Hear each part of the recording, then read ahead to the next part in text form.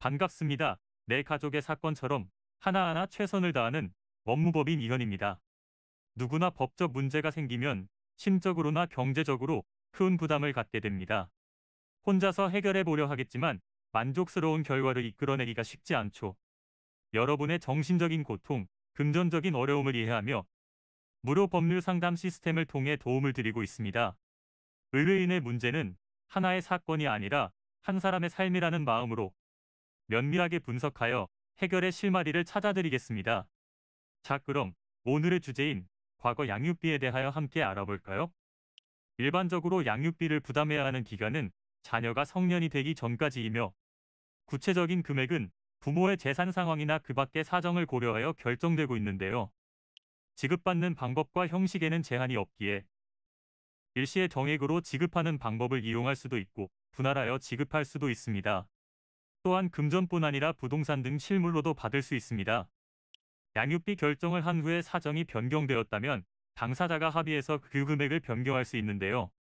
이때 합의가 이루어지지 않을 경우 가정법원에 심판을 청구하여 변경할 수 있습니다. 대법원의 판례를 보면 부모 중 어느 한쪽만이 자녀를 키우게 되었을 때 그 일방은 상대방에게 현재 및 장래에 있어서 들어가는 비용 중 적정 금액의 분담을 청구할 수 있으며, 과거의 것에 대해서도 상대방이 분담함이 상당하다고 인정될 경우 비용을 상환할 수 있다고 나와 있습니다. 하지만 과거의 양육비 모두를 상대에게 부담시키게 될 경우 상대방은 예상치 못한 금액을 일시에 부담하게 되어 형평의 원칙에 어긋날 수 있기에 이러한 경우에는 반드시 이행 청구 이후의 금액과 동일한 기준에서 정할 필요는 없습니다.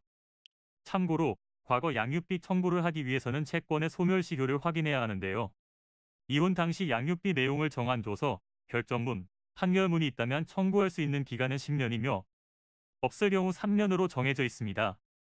소송을 제기하게 되면 법원에서는 자녀에게 발생한 양육비의 내용, 채무자의 경제적 능력, 재산 상황 등 다양한 내용을 고려하여 채무자가 지급해야 하는 과거 양육비의 내용을 산정하고 지급하라는 판결을 하게 됩니다.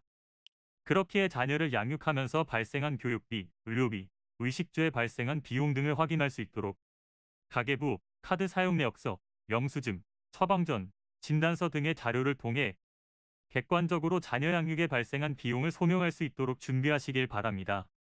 이는 간단히 분석될 문제가 아닌 경우들이 대부분이므로 꼭 법률적인 상담을 받아보는 것이 현명하다고 볼 수 있습니다. 그리고 가능한 한 긴 싸움이 되지 않도록 최대한 빠르게 조치를 취하는 것이 좋습니다. 미루면 미룰수록 사건에 대한 난이도가 높아질 수도 있기 때문이지요. 가벼운 병도 방치를 하면 상당히 무거운 병이 되듯이 이 또한 역시 사전에 바로잡으셔야만 간단한 조치로도 해결할 수 있는 가능성이 높아지는 것입니다. 여러분이 골머리를 앓고 계신 그 사안, 저희 법무법인 이현에게 알려주세요. 무료로 제공해드리는 법률 서비스를 통해 든든한 지원군이 되어드리겠습니다.